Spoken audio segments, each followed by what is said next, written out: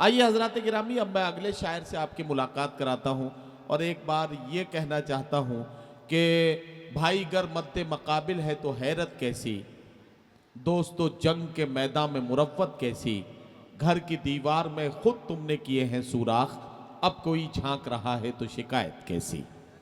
हमें और आपको एक बात समझनी होगी कि हालात कितने ही मुश्किल हों, लेकिन उसमें कोई ना कोई हल, कोई ना कोई रास्ता निकालने की कोशिश हमेशा जिंदा कौमें करती हैं।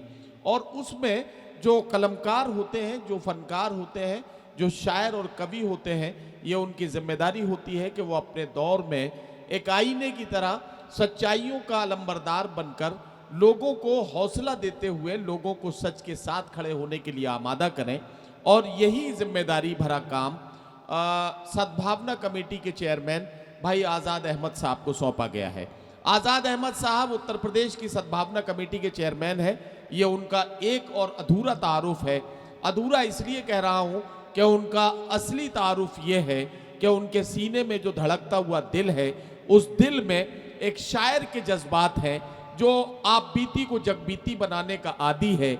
जगबीती को आप बीती और आप बीती को जगबीती बनाने का सफ़र एक शायर किस तरह से पूरा करता है, इसका नमूना अगर देखना है तो आइए मैं नाम पुकारता हूं, आप वहां से अपनी तालियों की गूंज शामिल करें और हम और आप मिलकर आवाज़ देते हैं जनाब आज़ाद प्रतापगढ़ी को, जो सद्भावना कमेटी के चेयरमैन भी है, एक खूबसूरत लहजे के शायर भी और मुशायरों की ज़रूरत भी। जनाब आज़ाद प्रतापगढ़ी माइक पर। भाई यहाँ से हम पढ़ देना। हाँ पढ़ सकते हैं।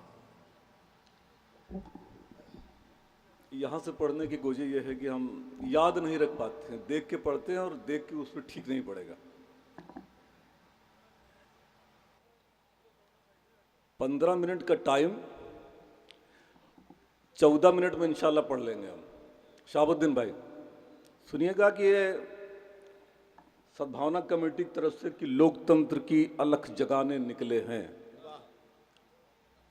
लोकतंत्र की अलख जगाने निकले हैं, जलते हुए भारत को बचाने निकले हैं, मुल्क में भाईचारा हो बस इसीलिए। वाह वाह वाह। मुल्क में भाईचारा हो बस इसीलिए टीपू को सुल्तान बनाने निकले हैं। वाह वाह वाह वाह वाह वाह वाह। मुल्क में भाईचारा हो बस इसीलिए टीपू को सुल्तान बनाने निकले हैं। टीपू को सुल्तान बनाने निकले हैं। वाह। शेर सुनिए गुरु दोस्त। किसमें कितना दम है, आओ हम दोनों आजमाते हैं। वाह। तुम नफरत बोने वाले, हम गीत प्यार के गाते क्या हैं। क्या कहना आजाद भाई, वाह। आओ तुम्हें बताऊं कितनी, आओ तुम्हें बताऊं कितनी ताकत है सच्चाई में। तुम अपनी तलवार उठाओ, हम आवाज उठाते हैं। वाह वाह वाह वाह वाह वाह। सिर्फ नहीं बोला दोस्तों। हम रोटी की बात करेंगे, लाठी से पिटवाओगे। क्या कहना। तोड़ के भाईचारा किस हद तक भारत ले जाओगे। वाह वाह वाह। हम रोटी की बात करेंगे, हम रोटी की बात करेंगे, लाठी से पिटवाओ। भैया थोड़ा आवाज बढ़ाओ इसको, तो थोड़ा आवाज बढ़ाओ। हम रोटी की बात करेंगे, लाठी से पिटवाओगे। तोड़ के भाईचारा किस हद तक भारत ले जाओगे। वाह वाह वाह। मुल्क के मुखिया परेशान हैं, मुल्क के मुखिया परेशान हैं, लाल रंग की टोपी से। वाह। मुल्क के मुखिया परेशान हैं, लाल रंग की टोपी से।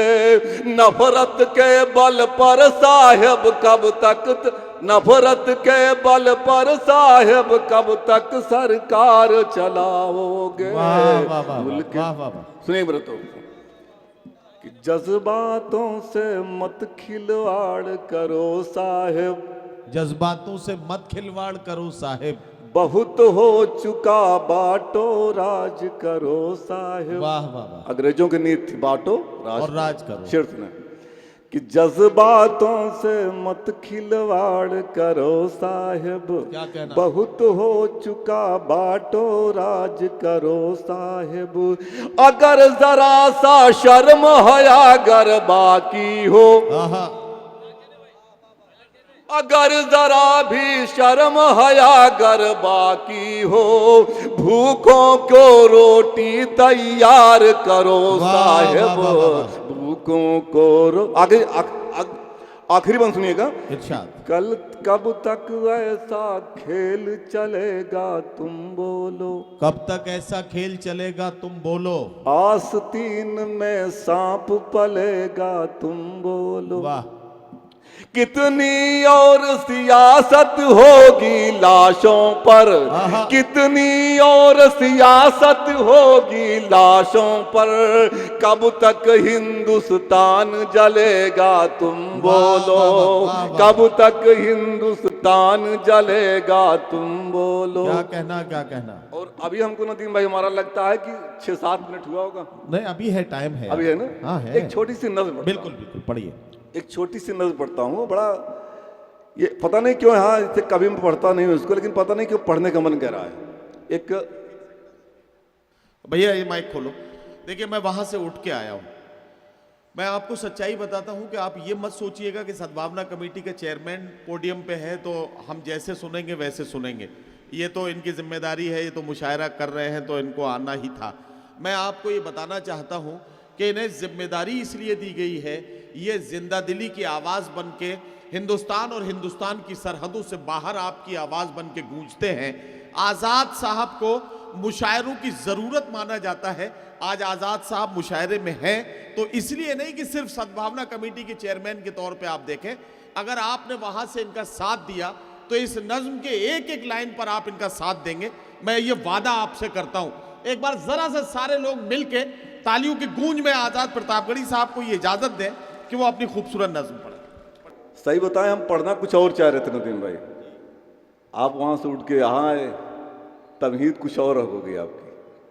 हम पढ़ते हैं मेरे दोस्तों, बहुत पहले मैंने पढ़ा था इसको कि देश के आज़ादी में पीछे कभी नहीं हम भागे हैं, राजघाट पर गांधी जी को कब गोली हम दागे हैं, कब इन देखिए सर अच्छा पढ़ेंगे दोस्तों, वैसे पढ़ते नहीं कहीं इसको, लेकिन पढ़ी दे रहे हैं चूंकि वहाँ से उठ के नदीम भाई हैं। पढ़ने तो मैं कुछ और चाह रहा था कि देश के आज़ादी में पीछे कभी नहीं हम जो हमको गद्दार कहते हैं।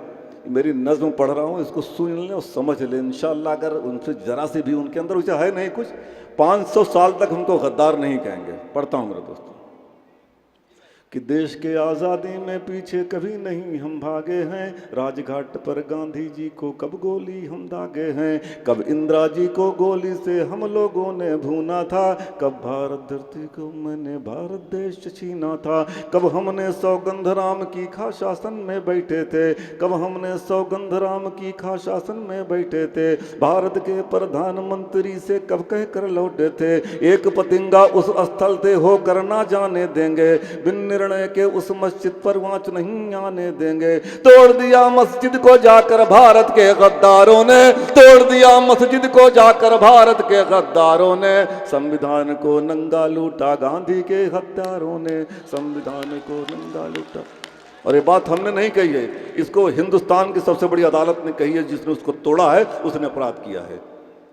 कुंभ धर्म संसद में जाकर खुद मुद्दा उठवाएंगे, कुंभ धर्म संसद में जाकर खुद मुद्दा उठवाएंगे, चाहे कहे अदालत कुछ भी खूब मंदिर बनवाएंगे, इनकी सेना इनका परिषद रोज यही चिल्लाए हैं, पूरा भारत देख रहा था जब कुर्बान जलाए हैं, देशभक्त और गद्दारों को कैसे फर्क लगाए हैं, ताबूतों में मिल करके हम कहाँ दलाली खाए हैं, रोज सवेरे संविधान को ठोकर मारे जाएंगे, पता नहीं ये लोग कहाँ भारत को लेकर जाएंगे, बात अदालत की ना मानेंगे मंदिर बनवाएंगे, ऐसे नारा देने वाले देशभक्त कहलाएंगे।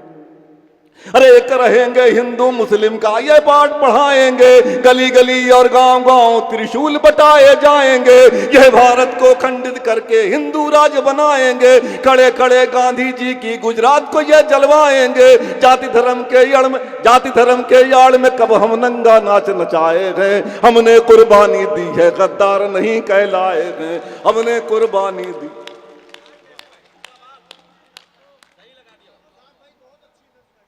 और सुनिए मेरा तो एक दिन का जिक्र कर रहा हूं, एक दिन का, शिवचरण भैया सुनिए, एक दिन का जिक्र कर रहा हूं 10 सितंबर 1965 का, कि कुछ गोला सरहद पर पाकिस्तान से ऐसा आया था जिसकी ताकत देख के हिंदुस्तान बहुत घबराया था।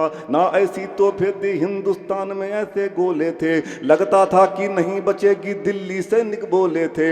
अमेरिका ने कहा पाक से साथ तुम्हारा हम देंगे, सैनिक भले तुम्हारे कम हो बारूदे हम भर देंगे, मदद तुम्हारी करना पाकिस्तान मेरी मजबूरी है, दुनिया के नक्शे से हटना हिंदुस्तान जरूरी है। रसिया ने समझाया था कि दिल्ली अगर बचाना है, अगर तिरंगा लाल पर फिर तुमको फहराना है, अपने वीर जवानों की कुर्बानी अब देना होगा, लेकर ग्रेनेड पाकिस्तान की सीमा में जाना होगा, सभी टैंकों के चेनों को अगर तोड़ ये पाएंगे, एक कदम भी आगे उनके तोप नहीं बढ़ पाएंगे, यही एक सूरत बाकी है हिंदुस्तान बचाने की, जल्दी जल्दी करो तैयारी दुश्मन के घर जाने की। सबसे बड़ी चुनौती थी कि कौन अकेले जाएगा, कहां खड़ी है उनकी तोपें इसका पता लगाएगा, हमें अकेले जाना होगा अब दुश्मन की माटी में, छाया है कोहराम फौज के कश्मीर की घाटी में, लाल बहादुर तड़प रहे हैं क्या आगे कर पाएंगे, क्या भारत की जनता को हम फिर भारत दे पाएंगे,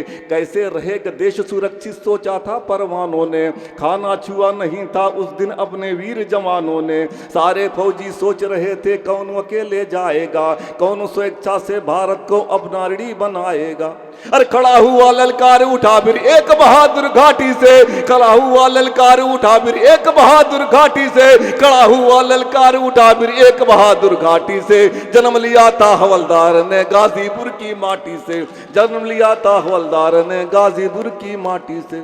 अगर नहीं है कोई तरीका हम इसको अपनाएंगे, दुश्मन की घाटी में जाकर के हम बम बरसाएंगे, हम अपनी कुर्बानी दे करके भारत को जोड़ेंगे, दिल्ली को जो देख रही हैं वो आंखें हम फोड़ेंगे।